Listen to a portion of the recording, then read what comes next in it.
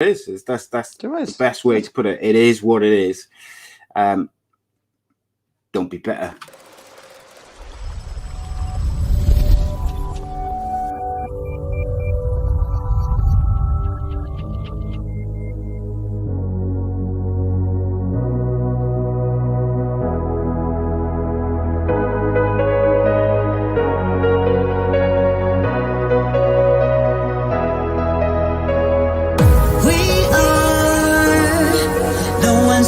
No beginning, we are the ones of the spoken word. We are the ones who keep the planet spinning. Yeah, yes, one day we will rule the world.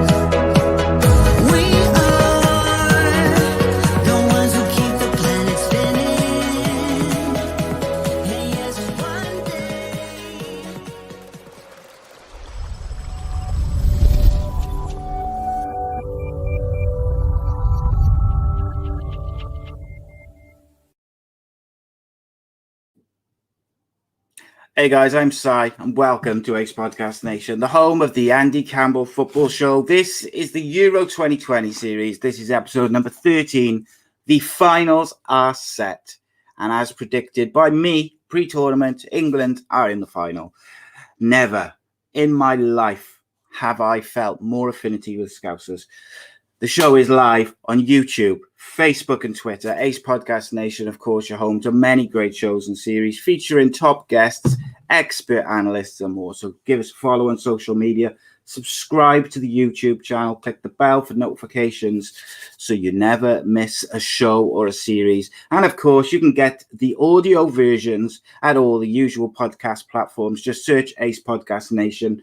And there's well over 460 shows on a variety of subjects. And there will be a change to the audio side of things in the coming weeks, which I will explain in a separate video. But it's all very exciting. It's about as much as I can say.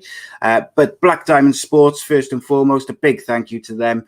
They're a global sports agency which represents sports stars from around the world. For more information, you can visit their social media pages and, of course, their website, the links to which are in the description below. And, of course, we thank them greatly for all their support around the show, the series, and the channel. And today's sponsor, as ever, Bespoke Financial. And Dan Ralston of Bespoke Financial is giving away £140 with any new policy which is taken out. All you need to do is give him a call, tell him we sent you. And if you take out any of their services, you get £140 cash.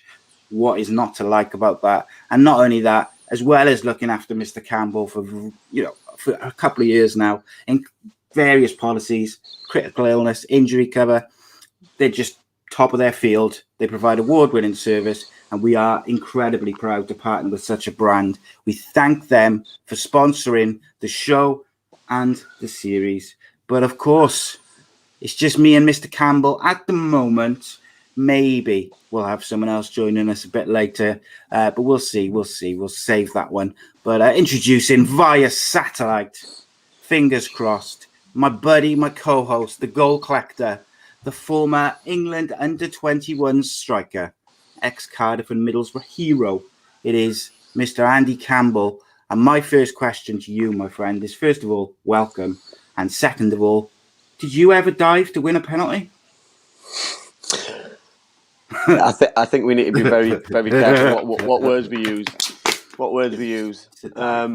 Great to be on. Great show.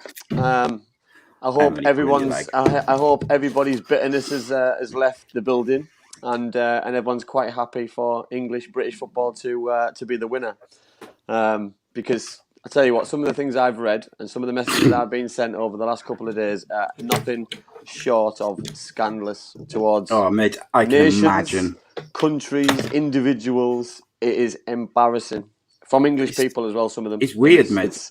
It's do you know what? And I've said all along. I've said for weeks about passion. You know what I mean. But one thing I am extremely today. Well, yeah, the other day and still today is proud, and I'm proud of a country coming together. I'm proud of a football nation. I'm proud of the players. I'm proud that we got the final. I didn't expect us to get the final. You know, I said all along, I would have been happy with the semi-final. I think they probably would have achieved. But to get to a final, will I be gutted if they lose? Of course. Will I be overjoyed if they win? Listen, this is a once-in-a-lifetime opportunity for fans, for players, for the staff, for the nation. One thing I will say, I don't honestly, and credit to every single one of the people who watch this, who are football fans. I don't know how you do it. I watched that game through my fingers. Mm-hmm. I watched it from the floor, from the sofa, from a different angle. I must have done about 9K. I was walking around. I was hiding. It was very stressful, and I don't know how you do it because it means so much to people. Football brings people together. Football means so much to everyone. Everyone says about football being life and death, and people say it's just a game. It's more than the game. Do you know what I mean? And I think as a football fan, I think I realised over the last couple of days, especially, that it's so good, but at the same time, it's so stressful. Yeah, I mean, first and foremost, to pick up on something you said there about it being a one-off game, of course, it's a one-off game. What I will say is I think because England's squad is so young and so deep, if England win on Sunday, that could be the start of them winning international tournaments, getting to finals of tournaments consistently over the next few years, a la Spain and France, past teams with Germany. Yeah, not saying that this team is as good as that team or better or worse. I'm just saying that because of the age of the squad, the togetherness of the squad, the manager, the depth of the squad, if they can get over that final hurdle, I do think that that's going to kick them on. We've seen it with clubs like United, Man City. When you win that first trophy, just getting over that line. Yeah, that's totally agree. But also, and then you often see teams who fail at that last hurdle, and then they don't fulfil their potential. You look at Belgium. They've got a mental block about this quarterfinal. Yes. England had it about semi-final. England had it about Germany. I'm not saying it's gone because they've won one game, but what in international football, it brings a better ranking, which brings you easier games, which brings you a guaranteed you qualify for the next tournament straight away. So it brings an easier route. You know what I mean? Because let's be honest, some groups can be very tricky. And sometimes you can get knocked out for being overconfident by just losing the wrong game at the wrong time. But it squashes all that because you don't have to do it. And I think that's why the France and the Spains of the especially in the recent history, they've done really well because they've been able to play the top teams in friendlies and they've used them as proper games instead of having a friendly against Austria. No disrespect to Austria, but you want to be playing against the Brazils and the Argentinas and testing yourself against the world's best and having local games and you know what I mean. I'm not a big fan of the Nation League, but you want to be playing against the best teams. You know what I mean. If these friendly games are going to continue, you need to test yourself against the best to be the best. And and England have put themselves in that category this tournament by beating so far the teams in front of them. You know what I mean? I don't think they're beating the best because for me the best is coming up on Sunday. But they're beating Germany, who I think we're on the rise and on the way up. They're beating probably the best Denmark side in a long time since the 90s, isn't it? Yeah. So it's listen, you can only beat what's in front. You know, you can only do what you can do. But it's going to be interesting anyway. is going to be fascinating, mate. What I will say is, let's get it out of the way and talk about it. Like, first and foremost, regardless of the penalty, England would have won that game of football in extra time. They were dominating from about 60 minutes of normal time. Denmark looked tired. They were clinging on a little bit. They had a bit of second wind after the penalty, but ultimately, England still had a couple of substitutes left, and they had the likes of Rashford and whoever to bring on they wanted, and they would have scored in some fashion. Of course, people are going to point to the penalty and say, "Is this and that?"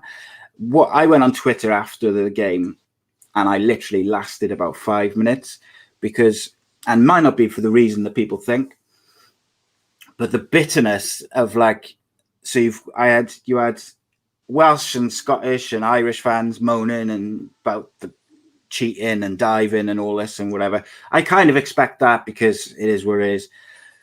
The thing which riled me up is the journalists, so people who are paid to not necessarily be completely impartial. I understand that. They're all proud Englishmen, whatever.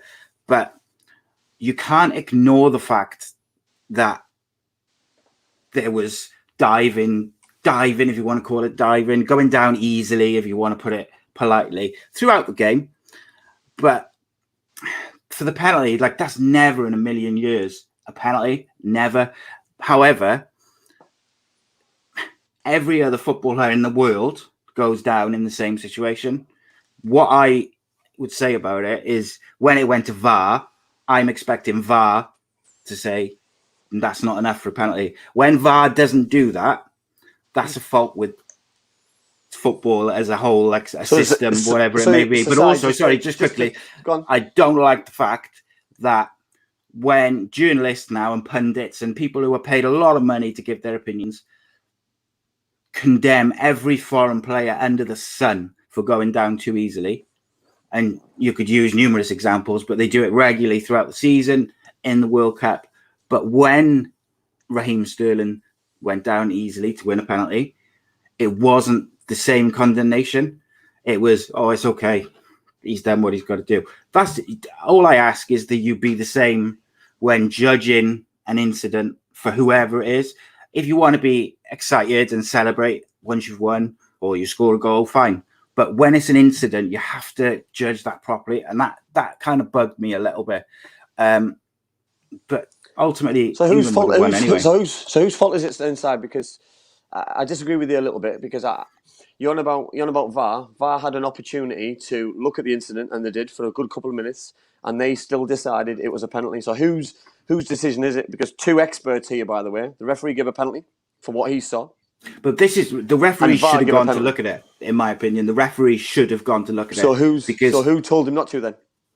Well, I would assume the people in the VAR. But what I said, and that's my point, is it's not it's a fault with football, because if that's a penalty, you're gonna have 10 penalties a game if you give in penalties like that all the time.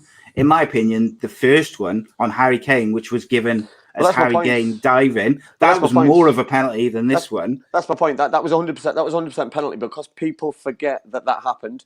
People focus on that. So here's me. I can call the referee a cheat for not giving that penalty, but I don't need to because England have won the game. I didn't say you did, and I haven't called the referee a cheat. But people have put things on social media. Focus, of course they do. People message me.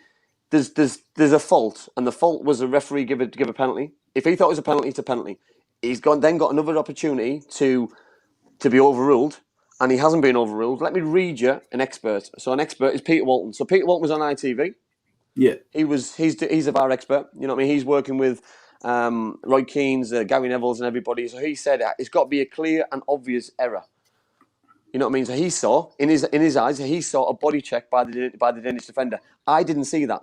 I was looking at the knee or the ankle, because that's all I saw. I've not seen anything else. I from what I watch, you know what I mean? He says, I think this is a penalty, and VAR are going to check it. Right, so they checked it. They didn't give a penalty. They didn't change their mind. So is it only not changed because it wasn't clear and obvious mistake? Because if that's the case, for me, and this is only, it's all opinions at the end of the day. But for me, my opinion of that is that's a kind of dangerous road to go down, because just because something's not clear and obvious doesn't make it the right decision. And like, as I said to you straight after, I said that's never a penalty, and you said, you said something like he touched his leg or whatever. Yeah, and I said, if it was, it's soft. If it was for Wales, it's a soft I penalty. would have said it's a penalty. Yeah, it's a soft penalty, but we see soft penalties all the time. Raheem Sterling is drove in the box. You know what I mean? The referee's decision has been made by the defender coming across him. You know what I mean? He didn't need to do that. You put your arms up, you let him go across you. You know what I mean? But he's in a position. He give him a question to answer, and he answered it. But wrongly or rightly, he's answered it in his own manner, and he's gone to VAR, and VAR's got it right or wrong. For me, in fairness, mate, England have been screwed over by refereeing decisions and things in national tournaments numerous times. They were due a bit of luck. But you don't go on a bit of luck. Yeah, I don't go on about it. You know what I mean? I don't say I've never came on any interview on this show, on our show, and said Frank Lampard was cheated by the referee in South Africa against Germany. I would never say that because it was a mistake, but he didn't do it on purpose, did he? Yeah, people have had enough job. You know what I mean? He's hit a ball, it's hit the crossbar, it's underneath the crossbar, it's come out. It looks like it didn't go in, but it was a mile in. But it's fine moments and fine margins in game. But the thing we've got now in 2021 in the Euros is VAR could have and probably should have overruled it, but they didn't. For whatever reason, if they thought it was a penalty, then you roll with it. If they don't think it was a penalty, I wouldn't have come on the show now and said VAR's cheated us and didn't give us a penalty. Simple. And that's what it is. Like, it is what it is. There's no point. And this is why I just got frustrated with some of the journalists and media on Twitter, because it was the way, and it's not about necessarily the incident. It's about the way they treat foreign players for going down easily. I don't like it, because when an English player does it, it's clever. And that's the thing which I found frustrating. But, at the end of the day, like John has just said there, that's the rule, though, in terms of it's clear and obvious. And I do understand that. And you said about going to the monitor. But going to the monitor is only if he's instructed to by VAR. So if VAR's obviously clearly said, it's so strange to me. It's a correct decision. To me, the best way to use video technology is for the referee to go and review it I so replays wish he went to the side and still give a penalty, because it would shut up so many people. It's scary, because then it's a referee's fault, because it's still a referee's fault, regardless how people drum it up. VAR has caused the issue, because if it was just the referee's naked eye and he's given a penalty, then it's Raheem Sterling against the referee. But it's not. It's Raheem Sterling against the referee and VAR. And how many people are in VAR looking at the decision? They've watched it at least 3 times, maybe more, if not 10 times. And they've still come up with the same conclusion, that it's a penalty. You know what I mean? People go on about England fans booing the national anthem. Yes, it's not great that people boo the national anthems, but I've seen it in stadiums up and down in Britain, by the way, people booing. And that's English fans, that's Welsh fans, that's Scottish fans. You know what I mean? They've booed. So, you know what I mean? Let's be consistent. England, and I think that's what I was saying about the media as well, is to be consistent.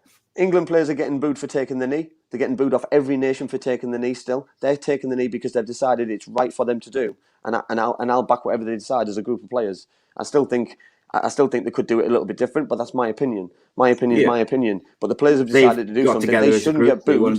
They shouldn't get booed for what they're doing. And then what else is the laser in listen. Yeah. Nobody wants to see it. That's been going on for years. Nobody wants to see it. It's happened. Let's be honest. If he'd gone the wrong way, we can probably have a look at it and go, he's out of order. He was blinded. He saved the penalty. So, and by the way, that was a dreadful penalty. It was awful. Yeah, it was. He changed. Listen, Harry Kane. I spoke to a good friend of mine yesterday about Harry Kane. If you go on YouTube and you look at Harry Kane's penalties, he didn't do his 5-foot shuffle at the start. He didn't run up to it quickly. He was nervous. He was very tapered. He was scared. You could tell. Tentative, wasn't it? And you could tell that he just hoped that Casper went the wrong way, and he didn't. And Casper would be disappointed he didn't catch it. But if any person, I thought he should have held it. If any person thinks he didn't catch it because of that laser, you're deluded. Absolutely, because he could have pushed it wide. So he made the mistake in a way that he tried to catch it instead of pushing it wide. just to sort of put a bow and finish up on the penalty, because I don't want to focus on that too much, but we had to talk about it. To put a bow on it then, if Italy win 1-0 and that exact incident, so nothing's different, exact incident, but Immobile goes down from exactly the same challenge, the referee gives it, VAR doesn't overturn it, would you be disappointed? Oh, listen, it's a soft penalty. It's It's a soft penalty, but if it's gone to VAR and VAR don't overturn it, then sometimes I look at offside side and I don't see that. I don't see a line. So it's the same thing. You know what I mean? It's two people's opinion or three people's opinion. How many people are making them calls upstairs? It's their opinion. So if they give a goal or they don't give a goal, or they give offside or they don't give offside, they're in charge. You know what I mean? So you've got to give them. They're experts. They're getting paid to do this job. Let's give them the credit. Let's give them the respect that they deserve. I don't like VAR, but it's not going away. Has been excellent in this tournament. On the whole, I think it's been very, very good. What's disappointing me is we're talking about two semi-finals of a European, and we're talking about a refereeing decision. We've missed so far, and I know we're going to cover it, but we've probably the only free kick goal, which was potentially the best goal in the tournament. I've got some individual performances stuff to say as well about Denmark that I thought they did wrong. Some of Gareth Southgate's decisions, tactics, team selection. You know what I mean? All the good things. The celebrations after, how, you know what I mean? For me, there's loads more that we should be talking about, but we talk about the negatives because people want to have 3 minutes of fame and throw that's what I said to you the other day about the Schmeichel thing, wasn't it? It's like people want to focus on the negatives, which unfortunately we're doing as well. But like I said, I wanted to get it out of the way and kind of move on. So can I just put something to bed? So can you put Leslie's comment up about VAR couldn't rule out that goal? Because VAR could rule out the goal. Because which one? This one. Yeah, so we could, because I've just read it out about what's he called? Clear and obvious. Peter Walton. So Peter Walton stated live on ITV that if it was clear and obvious, he could have overruled it, and he didn't. So Peter Walton is an ex-Premier League referee who's working for ITV. So if you rewatch the game, listen to what he says word for word, and I've just read it out there, and he could have changed his mind. VAR could have changed their mind, but they didn't. So I know people don't want that to happen, but unfortunately, it's the way the world. It's rules. Stick to the rules. Yeah, that's what it is. So I said to you before the game, during the game, I felt like Denmark's one weapon that was really working, and I felt like even at the start of the second half, he was causing England a problem. And I said to you, I think about 5 minutes after half time of normal time, I said England need to keep an eye on Damsgaard. He's finding those little pockets. And then I think after about an hour, maybe even before that, the Danish manager's taken him off. And I did really felt like, unless he was injured, because one thing, Si, if you watch they all the never games, look the same going forward. He always goes off, doesn't he? He's come off at that time every time. So I don't know if he's similar to Saka. If the game just gets too much for him and he tires really quickly and it's fatigue because he hasn't played enough. Listen, he's not a normal starter. Let's put that one out there. He probably wouldn't have started if Christian Eriksen is still being there. But he's come out the limelight. He's a national hero. He's had a fantastic tournament. I thought he had a fantastic game, and I knew the game was going to change once he came off, and not because Poulsen's not very good, by the way, because Poulsen's had a great career. Poulsen plays at a different style. He's more of a target man. It suited Harry Maguire. It suited John Stones because they didn't have to come short or run long. You know what I mean? Because they knew that it was going to be a fight ball every time, and Denmark couldn't get out because of it. Denmark couldn't have a short ball to get hold of it. They didn't have the legs to go long, and it played into England's hands. And I don't think it was a mistake by the manager. I just think he was really tired. He'd done so much work in an hour. It's a massive game for a younger player to play in. And you know, I mean, for me, they never looked the same going forward. They never found those little pockets of space after he went off. Like, he plays for Sampdoria. I don't think he's going to be there for too long. He's 21. I would imagine there's some big clubs around Europe having a very good look at him. What a career he's got ahead of him if he can sustain this tournament. Yeah, superb performance, superb tournament, superb goal in his final game of the tournament.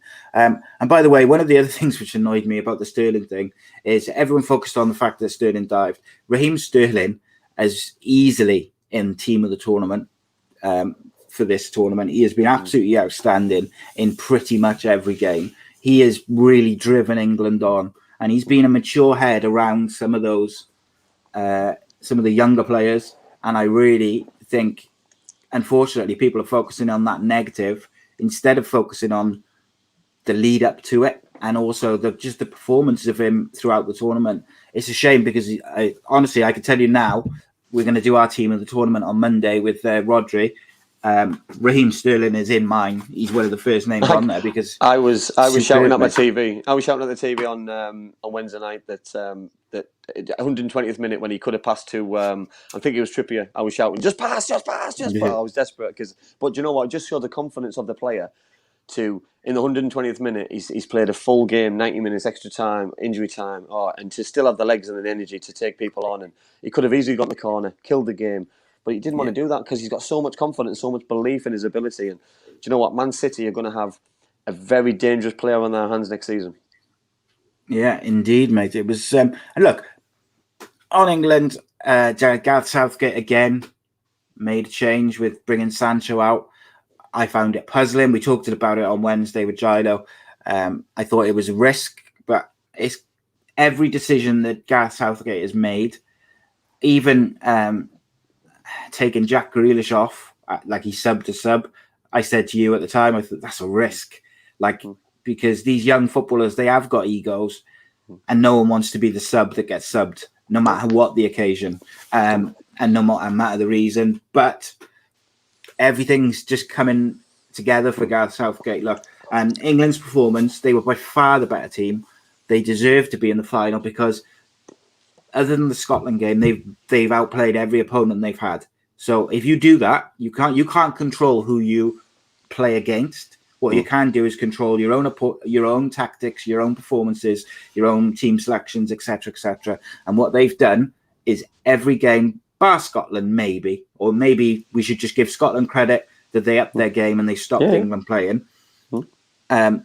England have outplayed everyone, so they deserve to be in the final. Whether you look at their running compared to Italy's, and you can say all you want, but England deserve to be where they are. However, Leslie says there they've not won anything yet, which is true. However, if before the tournament, mate, if I'd said to you, would you take being in the final but losing now, you'd have taken it. Mate, because listen, there was a point, I think, a couple of weeks out, mate, where you said you'd take sort of quarter semi-final. I listen. When I seen them playing Germany, I feared the worst. Even after that, I still think you've still got teams to play. I've never once on this show said that I think England will get the final. I've always said semi-final. For me, in my wildest dreams, I will be sat in front of the TV at 6:30, waiting for that TV to start and waiting for that hour and a half before the game to watch the build-up. I will be excited. I'll be nervous. But you know what? Win, lose or draw, well, can't draw. Win or lose on Sunday night, I will be super proud of my nation and my country. I will be devastated if they lose because I think they're ready for them to do something. You know what I mean? It's going to be a really hard game. But listen, I'm super proud because how many chances in your lifetime do you get to see your country in a final? You know what I mean? How many times have I been let down? You know what I mean? I can go back to Mexico 86, I can go to Italia 90, I can go to Euro 96, I can go to, when I mentioned Frank Lampard's penalty, I can mention Croatia. So many times off the top of my head, I can mention times and opportunities where I've been upset and let down, and I wouldn't say let down, upset and disappointed that we haven't gone to that next level and got to a final. You know what I mean? I'm so excited to watch them in the final because I think, you know, with fans back in the stadium, and just with the buzz it's given the nation, I just think it's. Is it time? Is it time it came home? Listen, I hope it is, but I'm a realist as well. And Italy, for me, and I've said it since the first game against Turkey, they are the best team in this tournament.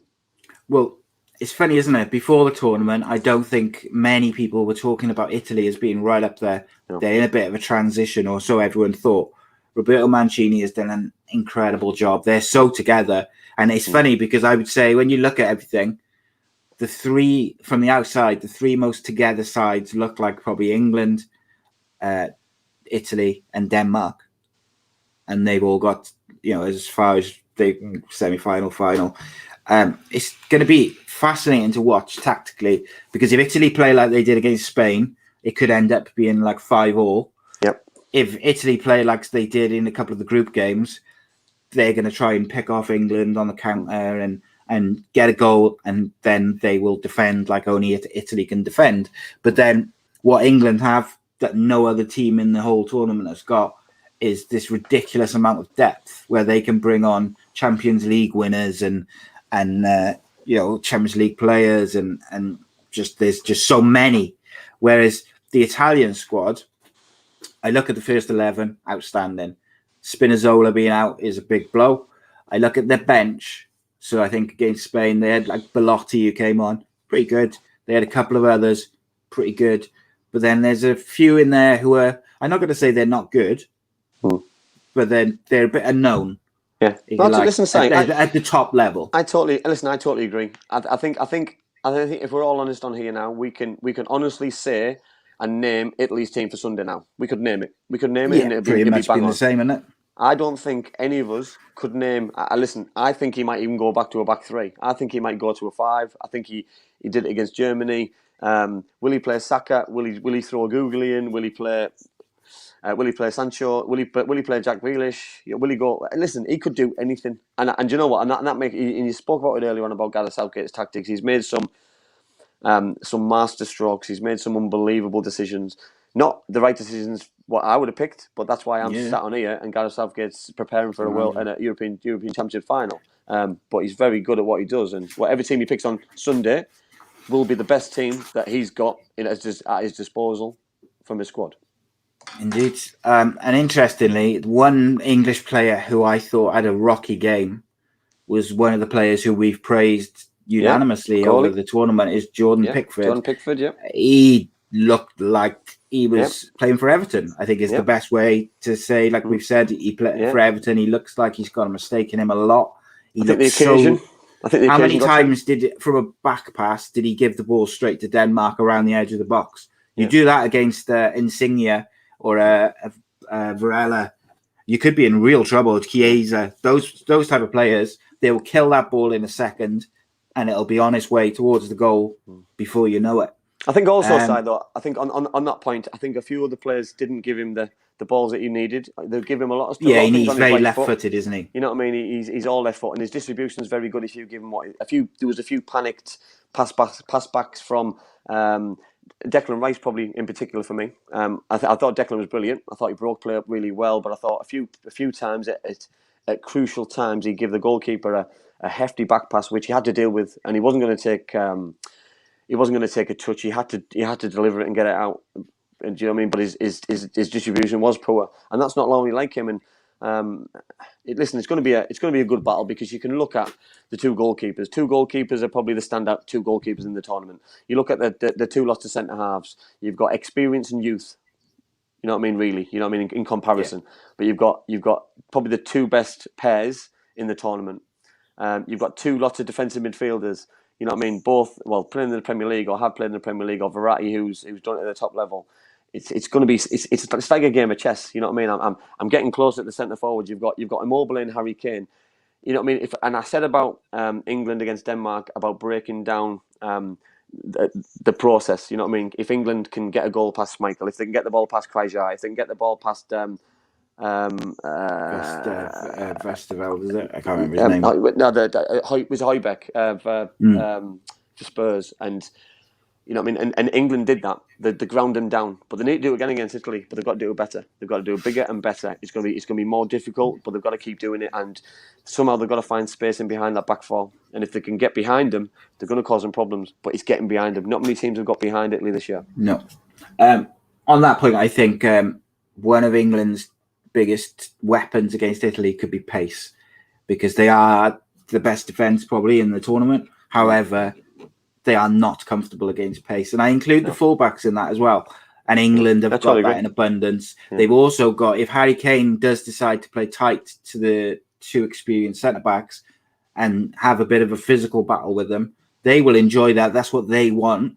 Yeah. However, if he does that, in my opinion, that will be a tactic to create space in behind, in the pockets, little pockets of space for the likes of Sancho, Saka, whoever, Sterling, whoever plays. Right, there's a show on Monday, boys. Sorry, Matt just asked because he's going. Yeah, there's a show Monday. The last Euro show of the tournament is Monday night.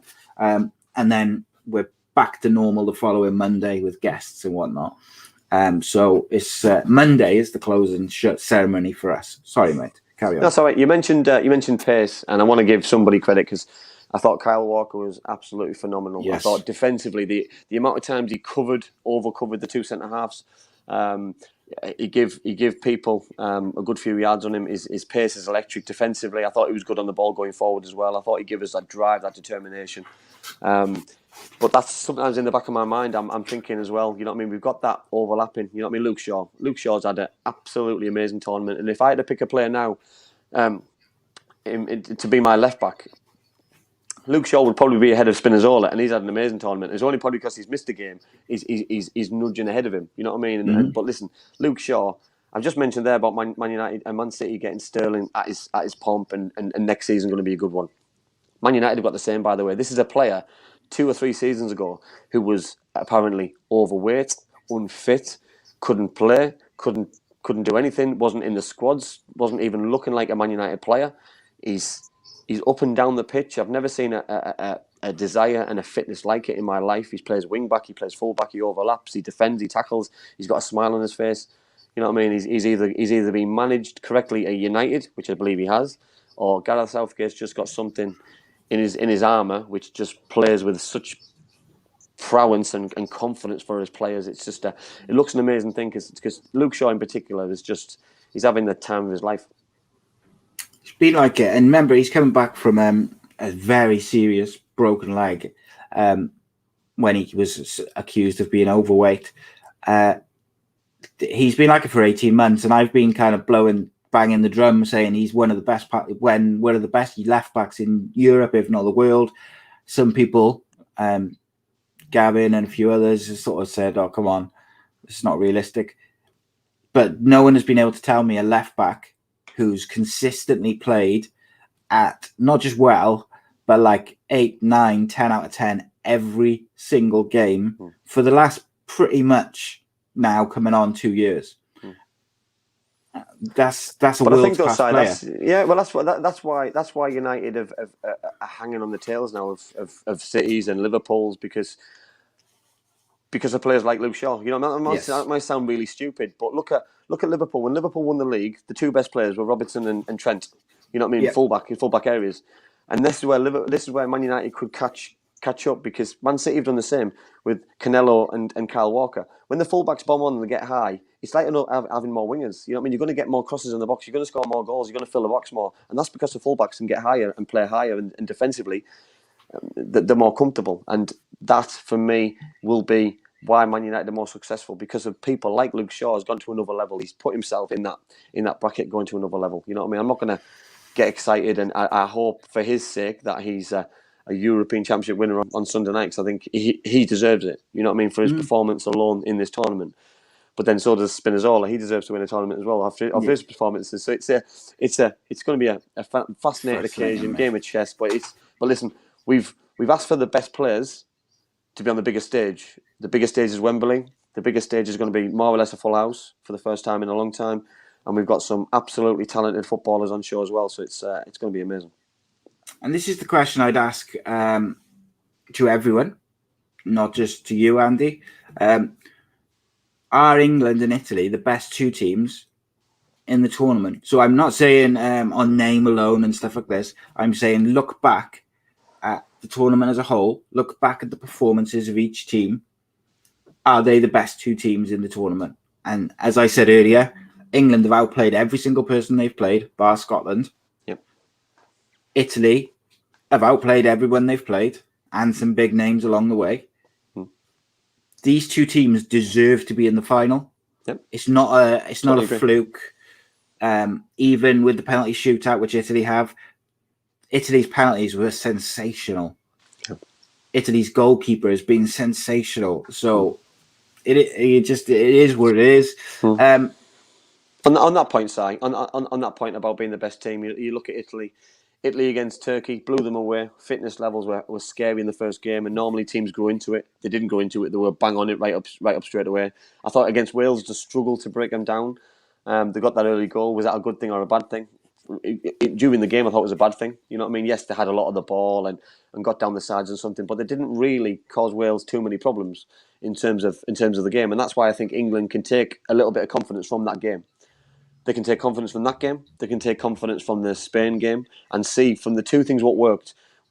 Wales dropped off and let them had it, but they played very defensive in one up front and sat in behind, where Spain got at them, pressed high. You know what I mean? So if you can find that fine balance between the two, you know what I mean? But they've got to get the tactics right. The tactics is the biggest thing. It's going to be such a tough one. But for me, you've said it there. Italy, for me, they're the best team in it.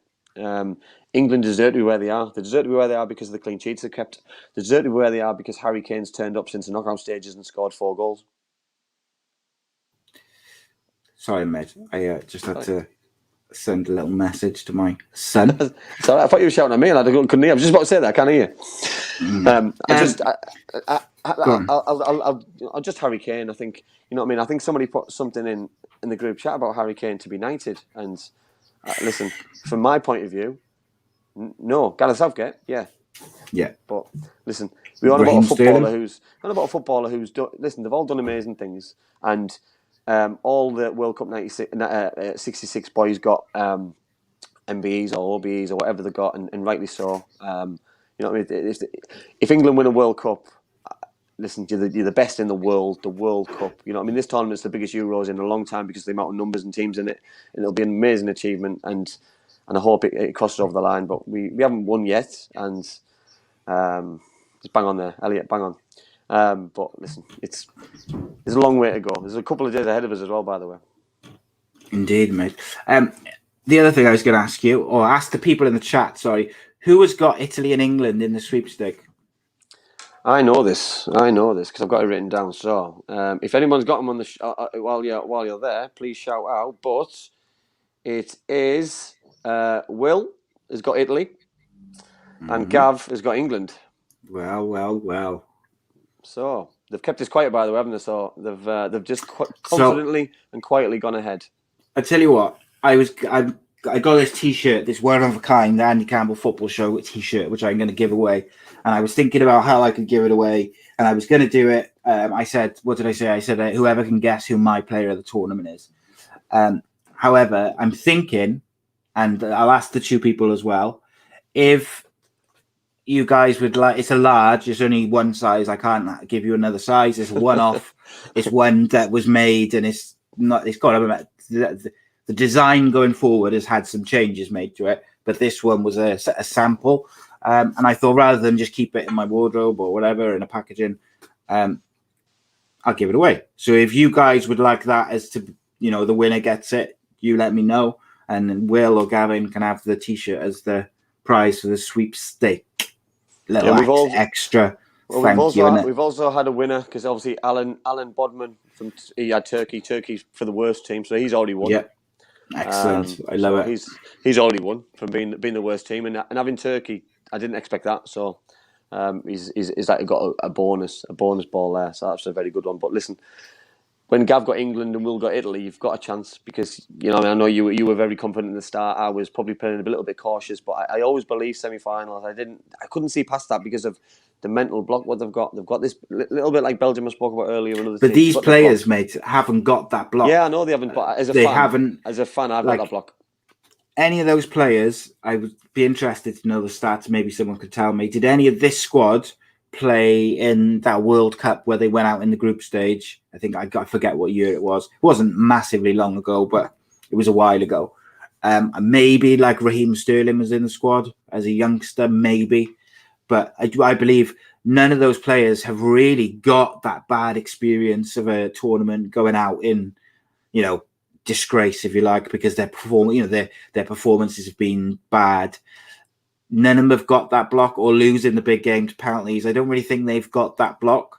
Like their last experience of World Cup football, of international football, was getting to the semi-final of the World Cup. So if this time they've got to the final, that's an improvement.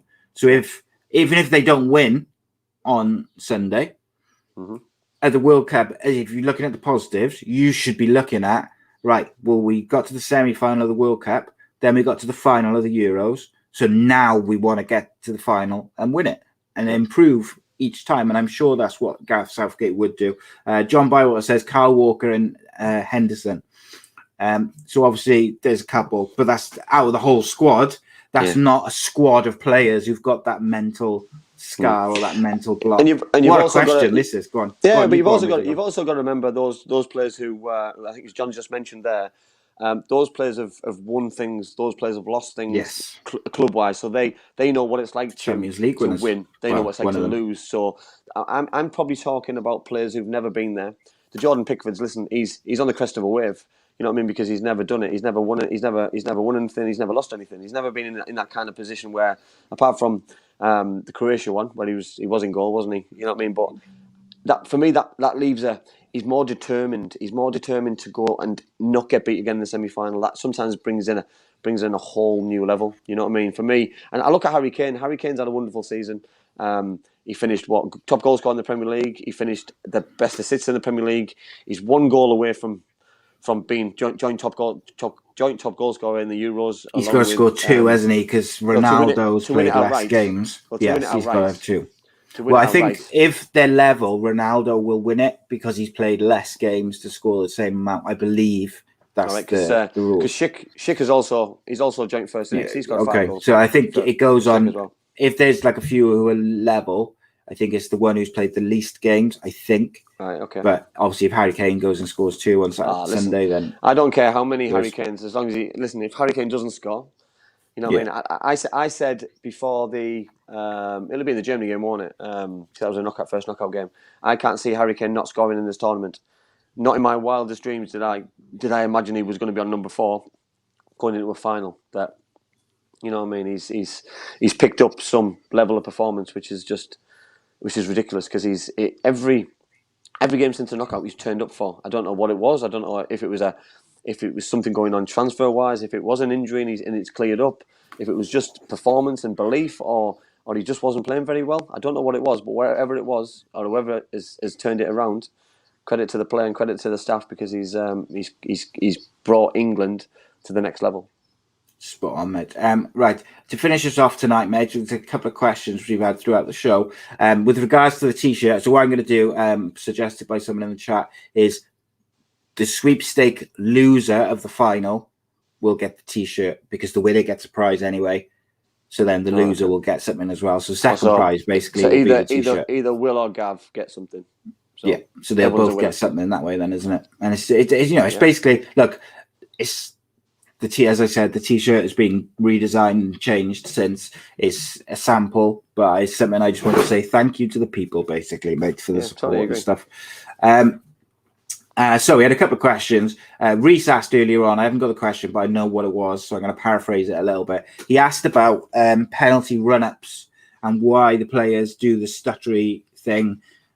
Is there an advantage to it technically, or basically why?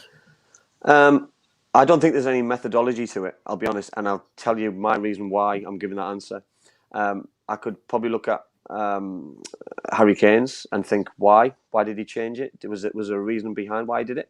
But then I look at Jorginho and think, wow, that he looks like he's got zero pressure on him. You know what I mean? At the time, there was so much pressure on him because it was a penalty to get his team into a final.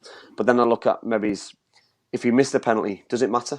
Because he's not really going to lose anything if he just misses it. So there's zero pressure on him to score or miss. You know what I mean? But there is pressure. I'm just probably trying to work things out in my head that, you know what I mean? I think players have got their way of doing it and it works for them. You know what I mean? Harry Kane will have taken 1,000 penalties in training. He's taken 100 penalties in his life and he's probably scored the majority of them. I don't know why people change their style during a moment. And that's what happened to Harry on Wednesday night. He changed his style and he got lucky. You know what I mean? Because he got the rebound. He was never going to give that up, by the way. You know what I mean? So it was but I'd like to think if he got a penalty on Sunday evening, and I think you can tell from his run up if he's going to score or miss, because I think he could just know what he's thinking in his head. But I think the stutter, it puts the keeper off. It gives the keeper something to think about. If the keeper dives, you can put it the other way. But I remember John Aldridge, and I'm going back a long time ago. John Aldridge started this. You know what I mean? I don't know if people remember for Liverpool. He used to go and he used to stop and then go back and do it again, and the goalkeeper would dive, he'd roll it in. So John Aldridge was the magician at this. You know what I mean? He did it all of the time, and he was amazing for Liverpool, scoring penalty after penalty after penalty. And slowly and surely, it's now becoming a jump, which obviously Jorginho's done. Fernandes does the same thing, and it's an art. You know what I mean? It's not easy scoring a penalty, and you've seen Harry Kane miss the other day. You've seen other players miss it. You know what I mean? Goalkeeper, The goalkeepers, you look at Donnarumma. How on earth, when he spreads his body, how you can see any gap in that goal is beyond me. You know what I mean? And that's why he was so successful against Spain, because he can spread his body so far across that goal that it's impossible to put it in unless you put him the wrong way. Spot on, mate. Couldn't say it better myself. The other question was, I think I've lost it. The question was, do you think Mbappe is overrated? I'll give the person credit. It was Daniel Baz Joseph said, "Is Mbappe overrated?" I know, but obviously I know Baz really well. I know the family. I don't think so. No, I think he's had a really, really poor tournament for his high standards. But I said all along when they did get knocked out, Baz, that I need Mbappe to test himself week in, week out. So that's either La Liga, Serie A, Premier League. If he comes to the Premier League, he's going to be testing himself all the time. I look at the French team. Do they get tested out all the time? You know what I mean? They don't. And when he let himself down, not just him, by the way, there's quite a lot of them, letting himself down in big moments of the tournament because he's getting marked tightly, and he's not used to that in probably French football, as good as he was against Hungary, against Germany, and against Portugal. Whereas in the Premier League, you get that week in, week out. In Italy, you get it week in, week out. In La Liga, you get it every single weekend. So for me, I'd like to see him move on and go and test himself and test himself against the best. He's done it in France for 2 clubs. Go and do it again for somebody else. He's very, very, very, very, very young. Yeah. And that league is just not the best place for him to learn his football, in my opinion. But he's earned his stripes. He's earned his stripes. He deserves the hype that he gets because he's done it in the Champions League.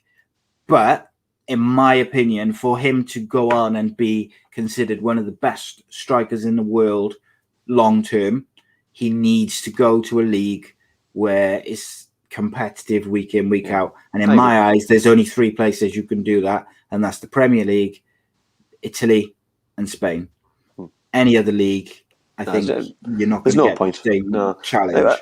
But you said so, didn't you? Last time we spoke about this, because we did speak about this. I think about 10 days ago, and you spoke about La Liga, and you play for Barcelona and Real Madrid. That you're probably only going to have 5 or 6 tough other sides to play against, and then you've got the bottom half, which, you know what I mean. I probably agree with you. They'll be more defensive, and the defense will be better and tighter, and there'll be better teams. But I think for me, the Italians can defend. You know what I mean? You've got your Juventuses and your AC Milans and your Inter Milans now, and the Italians can defend. They've shown that over the years.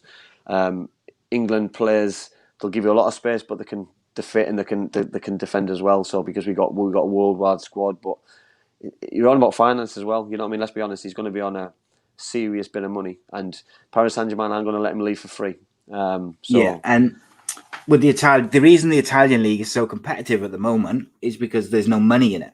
Really, outside of probably Juventus, the Milan teams have got no money. Sampdoria, Napoli, Lazio, none of them have got any money, so it's made the whole league quite competitive. Yeah, totally agree.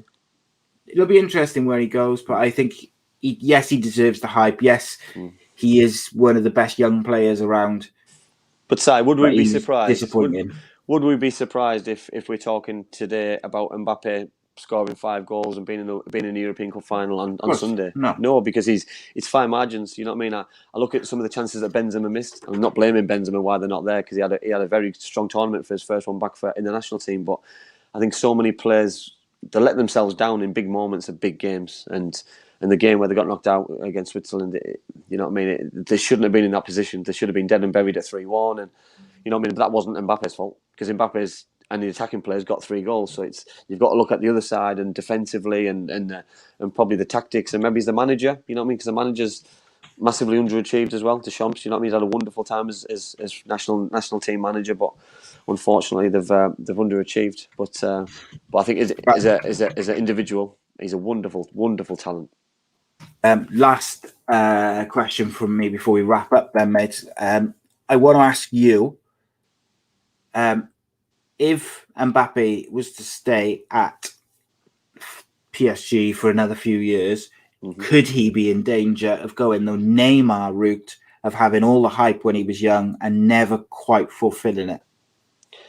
I think people get a reputation for themselves and look like they're going there for ease, and they're going there just to pick up a lot of money, you know what I mean? Because let's be honest, you know what I mean? If you really want to test yourself, you've got to do it at the top level. And if Paris Saint-Germain were winning European titles, then stay. I've got no qualms at all. You know what I mean? If they were getting to finals season after season and they were doing it week after week, but they're not. You know what I mean? At the minute, they're not even winning their own title in France, so they're massively underachieving. You know what I mean? They've got a new manager in. They're bringing some very good players in, so they are going to be a force to be reckoned with, I believe, this year. But that comes with pressure, and I think it's really important that that players don't miss that opportunity to go to that next level. Because if somebody comes in for him, he's got to go and test himself. You know what I mean? I look at the only person I could probably compare him to, and not as a player. I'm talking Messi.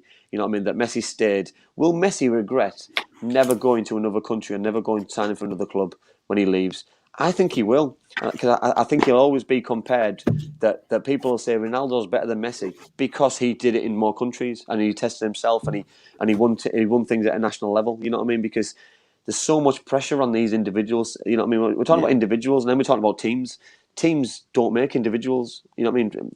Individuals make teams. You know what I mean? So it's got to be the other way around, and it's such a fine balance. You know what I mean? But for me, I'd love to see him in the Premier League. I'd love to see him anywhere. You know what I mean? United, Man City, probably one of those two would be my preference. Apart from Middlesbrough, obviously, maybe Cardiff. But listen, I think he deserves a top club if he goes to a top team.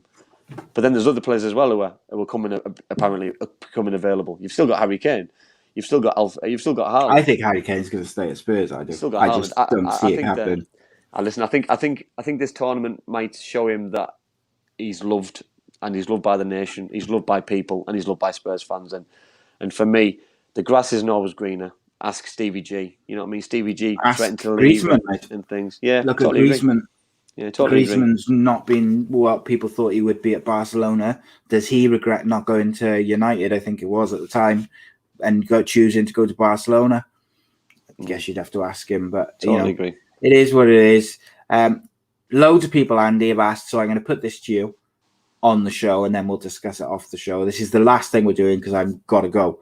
But and by the way, we were hoping Kev was going to join us, but he's working. He was trying to finish early and he just couldn't wake at work. Real life, unfortunately, people. But he sends his apologies, and it is what it is. Because a few people asked. A few people asked if we would do a watch along on Sunday, and Rise just asked again. I think it's a big ask for Andy. Probably not. No, listen, this is for me. This is a once in a lifetime opportunity for me. You know what I mean? Listen, and I'll say it on here, so I won't go back on it because I haven't got obviously one of my little ones. If I'm happy to do an Instagram live at half time. We'll do that, and maybe full time if it goes to extra time. I'm happy with that. I'm happy to do things like that, and we can have a good chat. So Instagram at half time, 8:45. Yeah, definitely, 100%. I'll do it. I just think, listen, this is a once in a lifetime thing. For me as an English man, as a person, as a football fan, and I don't want to let myself down as well on the show. I want to, you know what I mean. I'm quite proud of myself on here, and I'm quite proud of the way that I handle and conduct myself on the way that I watch football as well. So you know what I mean. So listen, great ideas, but. Unfortunately, I think if it was like Italy versus Spain or Denmark, or if it was Denmark, Italy, I've got no qualms in having and we'd have a good laugh. And listen, when Qatar World Cup, I don't know what time it would be there, by the way, but wherever we go, if it's, I don't mind doing things like that and having a go. Me and Si spoke about it before and stuff, but yeah, indeed. So. We'll be back on Monday with Rhodri Giggs to round up the final, round up the tournament. We'll give our team of the tournaments, player of the tournament, young player of the tournaments, all that stuff. It'll be the final show of the Euro series before things return back to normal. The Friday shows will be having a little break until about the week or 2 weeks before the championship season starts. We'll do a championship preview show just so people know where we are. I need a break.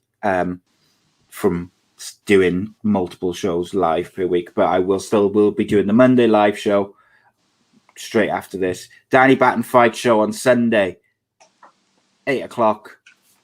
Unfortunately, it's going to clash with the football, I think. So I'm going to have to try and work out something that we might try and change the time around a bit. But we'll see. To keep an eye out on social media, we got Welsh boxer Gavin Gwynn joining us, who is the current Commonwealth champion. Hopefully he'll bring his belt. And we'll also be talking Conor McGregor versus Dustin Poirier, which is Saturday night. Guys, thank you ever so much for joining us. Always a pleasure. Always appreciate your support. And from myself and maybe the future European champion of the world, Mr. Andy Campbell. See ya. Yeah, enjoy. Stay safe, everyone.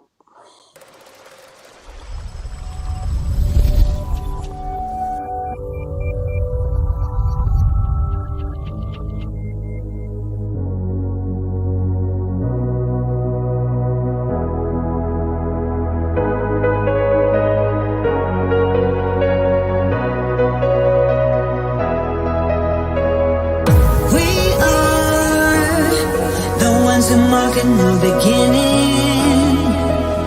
We are the ones of the spoken